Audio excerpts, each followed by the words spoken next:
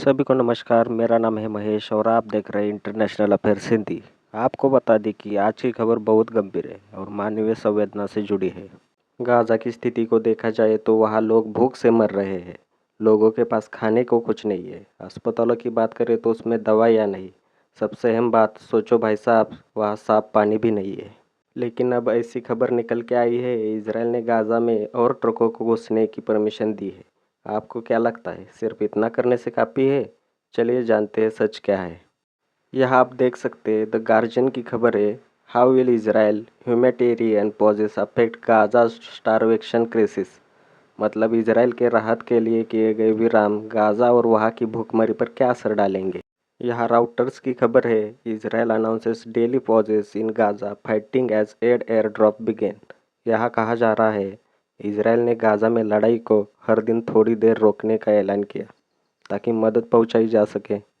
यहाँ the Washington post की खबर है, Israel lets more air truck into Gaza under pressure over hunger crisis. कहा है भूखमरी के दबाव के चलते इजराइल ने गाजा में और मदद के लिए ट्रक जाने दिए।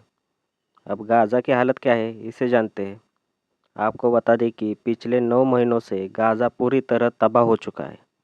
वहाँ साफ पानी नहीं, बिजली नहीं है, खाने के तो लाले पड़े हैं। दयनीय स्थिति है। यूनाइटेड नेशन का कहना है कि 10 लाख से ज़्यादा लोग भूखमरी से जूझ रहे हैं। कुपोषण की बात करें तो हर दूसरा तीसरा बच्चा कुपोषण का शिकार हो चुका है। मार्च 2025 से 48 से ज़्यादा बच्चे भूख की वजह से दम तोड़ चुके हैं। सबसे अहम बात, अब तक इजराइल ने ट्रक क्यों रोके थे, इस पर भी चर्चा करते हैं। अब तक इजराइल ने सुरक्षा कारणों से सीमाएं बंद की थी। इजराइल का मानना था कि हमास इन ट्रकों का इस्तेमाल हथियार तस्करी के लिए कर सकता है।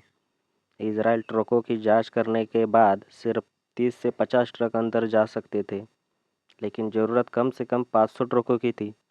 इसका परिणाम यह हुआ कि लाखों लोग भूखमरी से परेशान रहे। हज़ारों टन राहत सामग्री सीमाओं के बाहर अटकी रही। अंतर्राष्ट्रीय दबाव के बाद इजराइल ने अब क्या बदला, इस पर नज़र डालते हैं। आपको बता दें कि अंतर्राष्ट्रीय दबाव के चलते इजराइल ने अपनी नीति में थोड़ी ढील दी है। कुछ इलाकों में मानवता के नाम पर विराम भी लागू हुए हैं। अब इजराइल रोज़ाना 200 ट्रकों को अंदर जाने की अनुमति दे रहा है। यूएन, अमेरिका, यूरोपियन यूनियन ने इस फैसले का स्वागत किया है, लेकिन अभी भी 6000 से ज़्यादा ट्रक मिस्र और जॉर्डन की सीमाओं में अटके हुए हैं। ये सब तो ठीक है, ट्रकों को अंदर जाने की परमिशन मिली, लेकिन अब अंदर जाने के बाद कुछ चुनौतियाँ आ सकती है।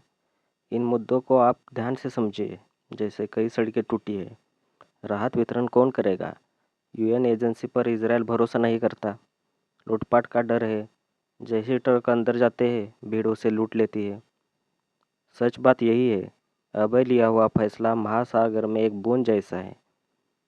500 ट्रक न जाए तब तक बड़ा बदलाव देखने नहीं मिलेगा। यूएन का भी यही मानना है। अब इस समय गाजा को क्या चाहिए जिससे हालात सामान्य हो सके, इस मुद्दे को भी जानने की कोशिश करते हैं।